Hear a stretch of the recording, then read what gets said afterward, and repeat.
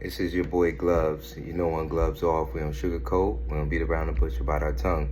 I had an opportunity to speak to OG Live after seeing this video from this gentleman talking crazy about OG Live and the history that I know that OG Live have with the Wu-Tang.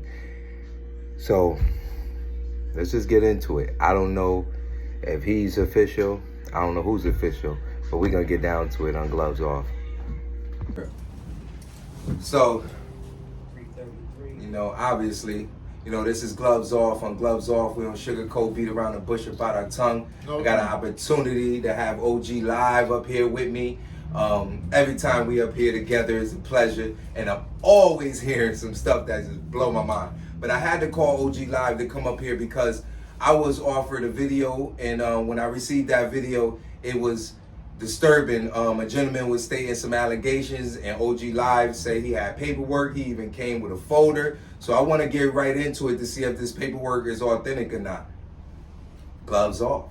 I mean, like, the gloves can always be put on. Oh, God. But look. Hold on. So I've been getting a lot of messages recently, and it's people like, yo, where's all the shit talking? Like, we love your shit talking posts. And I'm like, I wrote an entire book about the shit talking. It came out in November. It's called 100 Ways to Almost Die Working in the Rap Industry. Like, yeah, that's good and all. Your book's fucking amazing, but like, we need consistent shit talking and engaging stories that way. And I'm like, all right, well, it just so happens I got something for y'all today. So, my man Westlife post this photo. It's me, Ray, and Ghostface backstage at the Sydney show in Australia. Post the photo, and this guy comments, and I can't see the comment because apparently I already have this dude blocked.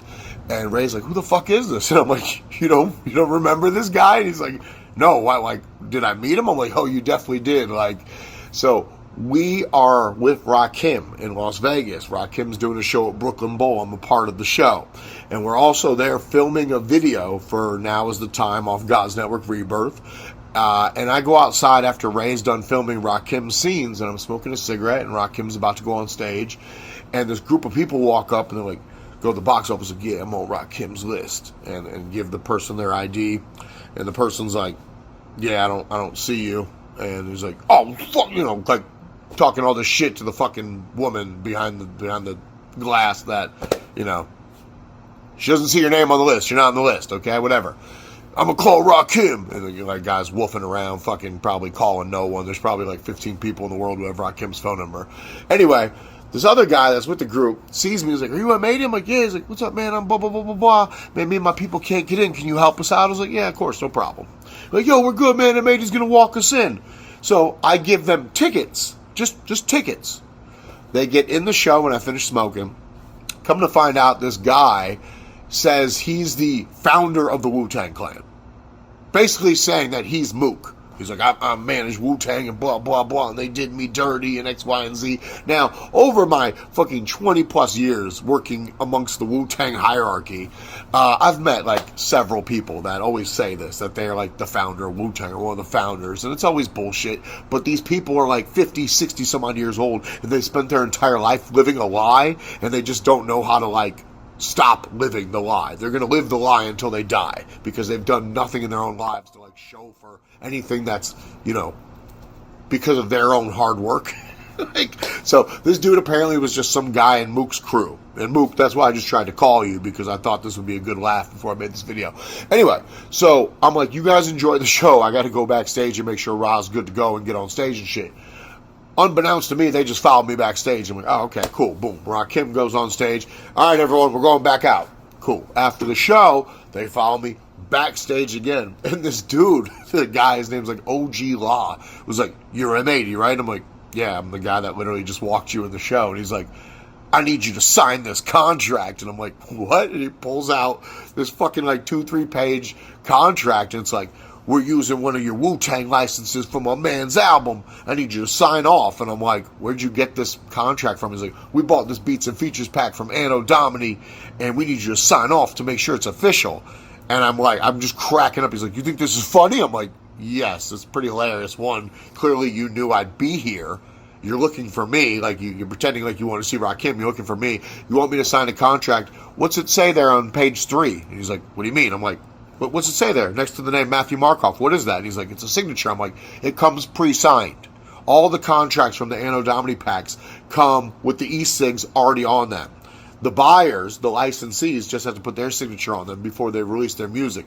And the dude's like, oh, well, I just wanted you to fucking look at the contract, and I want to look you in your eyes and make sure it's official. You're not trying to take advantage of us. I'm like, hey, bro, I'm a multi-motherfucking millionaire, and this license agreement says your client paid $200. So, yeah, it's pretty official, dog.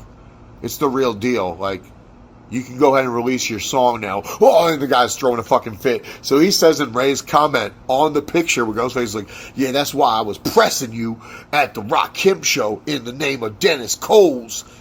And you backed down. It's like, well, back down? What are you talking about? I stood in your fucking face like a man, laughed at you, and told you how fucking dumb you are. You're trying to get me to sign a document that's literally already signed. And that's my story of the day.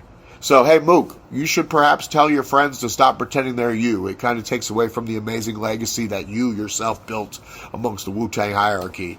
And to OG La or whoever you are, like, I don't care how old you are. Perhaps start, amassing your own success based off your own hard work and name a chord and really be something in life. All right? But you could never press me, bro. Would never happen. And I know that Stack's one of your artists. Best of luck to him. And Trig's one of your artists. I'm the reason Trig's going to be on the new Rakim Corrupt and Master Killer album. If you keep talking, I could easily just erase that. Because Trig's not one of my clients. Corrupt wanted that to happen. So it's like, I got to tell the 200 some artists that are under my tutelage, hey, sorry, this is something Gotti wanted. So, perhaps get your act together and stop pretending you're somebody you're not and doing things that never fucking happen. Because there's no way you could press me. And guess what? What happened? I didn't sign your document because it was already signed by me. And your artist Stack song came out. Cool, man. Fucking great. I guess that's pretty fucking official. And if you're really the founder of Wu-Tang, it'd be crazy for you to come to me and my people to get your Wu-Tang features. Hey, all right, guy. Sweet. Little Matt. All right, so I just want to get right into it. Like, let's just get straight to it. So, homie was basically making some allegations, so correct it. Period. Yeah, like, I made a comment under a picture he was in with Ghostface or whatever when he was overseas. And the picture he was frowning up like, yeah, it is what it is. So I put on the picture, you front now, but you wasn't front when I pressed you in Vegas and made that paperwork get corrected. Okay. So I ain't thinking none of it. Mm-hmm. So I think Stax told me, it was like, yo, that M80 dude, man, he just went live on you, man. And definitely did. I said, oh, word? So I looked at it pieces and pieces. I didn't really go through it, but I was listening to what you're saying. I was like, yeah, okay, all right. But I didn't respond because we got our little podcast, Hidden Chamber Hour, 5 to 7 on Wednesdays. So I was waiting for to go on. Yeah, absolutely. Never mind, keep going back and forth with the comments. And no, we gonna get this out in the open. Facts. So last night, we got it out in the open, and questions was asked just like you asking. So I seen him in Vegas at the Wu-Tang Clan residency. Okay. And I wasn't thinking about him though, Gloves, you know what I'm saying? But some told me to get the contracts because I knew the event and I know he called himself being involved or whatever the case I may see him. I wasn't thinking about it, but we walking up to the event, to Rakim show, and Stack says, yo, there go M80 right there. I was like, there you go, he done. You know what I mean? So I pressed him from right there, What you said to him, like when I walked up on him, I was like, "Yo, this your paperwork with your contract with the Stats vs.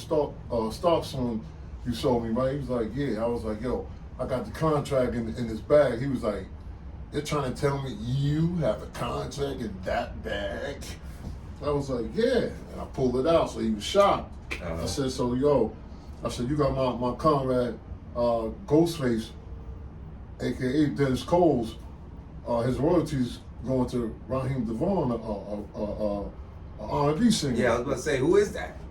He's an R&B singer. Okay. Yeah, he got a little situation going on. Okay. But I said, what the deal with that? No artist reads their contract. Whatever the case, whatever he said, I said, yo, but you got to make that right. So he scribbled out Raheem Devon's name and forged Dennis David Cole's name. Right in front of you? Right there. What do you mean right in front of? Right in front of you. It's right here. What do you mean right in front of you? I need to What is see. he talking about? I need to see. I don't know. Now look. So he forged Ghostface's signature, and he's a lawyer, so he knows about litigation and things of this nature. Come on, bro. Look, here it is right here. Show the people. See the forge right there? See how he crossed it out? See right there? He did that. But see, the thing about it, he said he never did that. I never pressed him and made him do that. Okay. And my word is bond. You got the contract right there. That's what I pressed him in Vegas and made him change. And he forged Ghost signature right there. So his former business partner, Arnold, my producer, was tight and severed ties with him and sent me the proper contract. You feel what I'm saying? Hold on, the proper contract and severed ties with him. You see the proper contract? See, that's the bogus contract right there. Okay. So when I pressed M80, his former business partner sent the proper contract. Okay. So stop making all the movies, little Matthew. You know what happened, man. I'm not trying to clout chase none of that. Because if it didn't happen, I wouldn't be going through none of this. But you're not gonna go live on me, bro, and try to clown me like I'm capping. Nah, not me. Nah. Yeah, that video was sent to me. Nah, it was sent to a lot of people. That's why I told those 300 people that was I guess call themselves trying to clown me with this dude. Y'all owe me an apology because I showed them proof. Word is bond. You feel what I'm saying? It's right here. So can I see that contract? Let him show and prove. Yeah, I want to see that contract. Too. Let him show and prove. You heard? Okay. It says Ghostface Killer right on the front of it. Let him show and prove. It definitely says it. That I'm capping. I don't see no Ghostface. Let him show and prove I'm capping. Little Matthew. I see Domini Nation LLC up on that paper. So you're a lawyer, little Matthew. And damn, so what is his legal aspect? What do he do as a lawyer? He robs people. well, technically. No, real talk. What did he do to me? He breached my contract. You feel me? So therefore he owes me liquidated damages. Besides that fade. You see, I got the little gloves. You want a fade? Of course. Oh, we can do celebrity boxing? Of course. He know what we got to do. Yo. Your bodyguard, Westlife, Ray, you better let him know. Let him know, Ray. I don't know. It's a signature on this last page with the CEO and everything. So, I don't know. I ain't see a signature besides that cross out thing. So, look. And this dude look typed up. The moral of the whole story is I never pressed him and made him change the contract. Yeah. So I just proved my point, right? Okay. So now this he makes this live. So you responded on his live, or what happened to his live? Because all of a sudden I responded on our Hidden Chamber. Okay. And what happened on that? And he reported us. Okay. He reported it and got it taken down. Got it muted out. You see? See how the truth is the power that cannot be disputed? Right. Bro, hold up. You see? Mm-hmm. So let me get this correct. Mm-hmm. You and your comrade Stacks discuss about getting a contract with Ghostface, doing the song, so forth on. The steps go, y'all reach out to individuals. This individual reach back out to y'all and say, okay, I can make it happen. I can make it reality. Boom. A contract comes to Stacks. He thinking that everything is copacetic. He goes along with the song. He put the song out there into the atmosphere. Now you like, okay, since it's building momentum and traction, let's make sure that we could push this a little further. That's how you end up coming across the messed up contract? No. Okay. I came to him and asked him what the percentage he wanted off the song. He told me his stats. He don't want nothing. Am I lying, Stats? He didn't want nothing off the song. Yeah. Okay, good. Oh, wow. So then I started going through the paperwork. I was like, well, damn. I said, why ain't got Ghost's publishing going to Ryan Devon? I mean, like, what is this?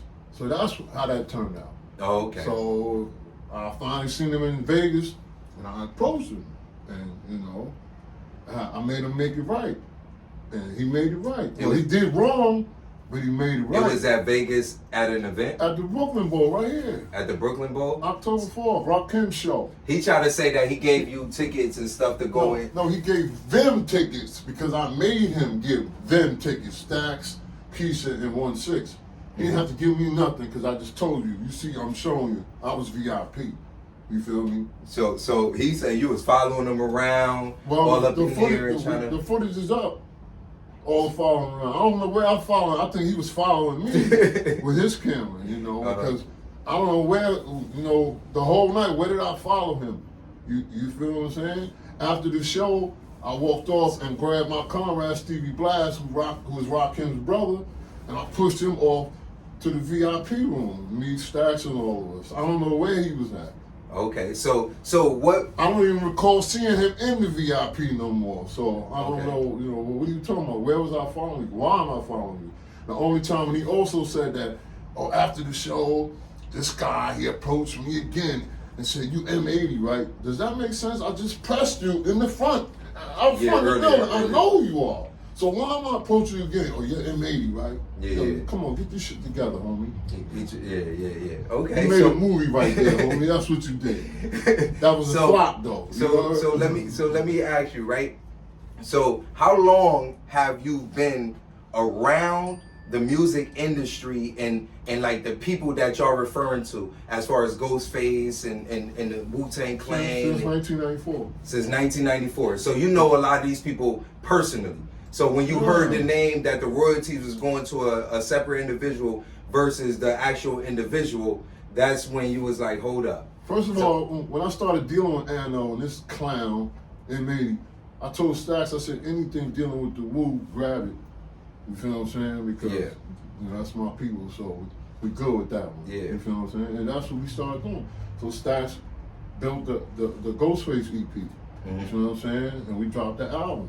So Stacks got a whole album of Ghost. So I said, yo, it don't matter with the Wu shit. I got that. You know what I'm saying? I don't care about what you talking about with the other business. You know, you're just talking. Yeah. But he did his business incorrect because he's so thirsty. He's always talking about he's a multi-millionaire, you know. But you're on stage walking around filming me and filming other people. Why you don't have your own team of cameramen filming and you just sit back giving orders and things of this nature? Because you be making movies. You see what I'm saying? You tell lies and cause us to fight and kill one another, and then you try to milk people with your little bank account. You know what I'm saying? I know what's going on. But you're done, M80. You're finished. You see the swords? so as there's some nice ones too. So as real nice. So as far as you as an individual, let's jump off of him real quick. As far as you as an individual, what's your role in Hidden Chambers, and what is your purpose of having it and creating it and stuff of that sort? Just tell me a little bit about it. I'm the founder, I'm the CEO. One of my homies, he was, when I was creating, he was trying to give me they call it the secret chamber. The secret chamber, okay. And why is that? I don't know, Gloves, you know what I'm saying? I don't know. But I wasn't feeling that, you know? Yeah. I said, nah, the hidden chamber, you know what I'm saying? Because you never know what's going on. You feel me? So, me and Stacks, we devised it, you know what I'm saying? And the first song we dropped, Stacks verse starts with all this controversy what's going on is how it started. Then we just started dropping everything. He got joints with Uncle Murder, Currency, it's Jim Jones. I mean, it's crazy. So we just started funneling it through Hidden Chamber, through Empire. But by the same token, I think this dude M80, he got a little power with Empire because our growth, our algorithm started being stunted a little something, you know what I'm saying, with our releases and all that. So, so we started dropping it on YouTube, you know what I'm saying? You know, I'm a coach, I'm not a player, I'm a play games. I know how to change up the playbook when I feel like we losing. You feel me? So this is why this playbook is being changed up. Word. For this man Gloves to go live on me, the whole world seen this when you go live. You know, this is free social media. Not fact. That's homeboy, I just couldn't, you know, that don't sit with me well, you know. It shocked me. I was watching it at first. The first time I watched it, I was like, "What the fuck?" It sounded like he was hyped up and everything of the sort. You know what I mean? And you know, he said, John Mook Gibbons is one of the founders of Wu-Tang Clan. My comrade, 30-some years. He said, "Oh yeah, I come to find out he's one of Mook boys." So I put up the picture with him. Me and Mook, yeah, one of Mook boys. You see what I'm saying? My comrade, the man that I rode the bus with, and we distributed out this Protect Your Neck vinyl when Wu-Tang was, nobody knew who Wu-Tang was and all that. But I'm one of Mook boys. Who are you? You talking about you been around the clan 20 years? That still ain't long enough, bro. 1994, homeboy. You feel what I'm saying? So that's my thing. That's what's up, though. That's what's up. So that's the beef in the algorithm with OG Law and M80 right now. Okay. You feel me? Okay, I appreciate you coming up Gloves Off, because our Yeah, Gloves Off, appreciate we'll being sugar up go. here, man. We'll Connect. beat around the bush, and You know we'll what I'm bite our saying? tongue, nigga. Word. So Stop definitely. telling you, spring gonna be good, summer gonna be great. Y'all heard? Hidden Chamber. Salute.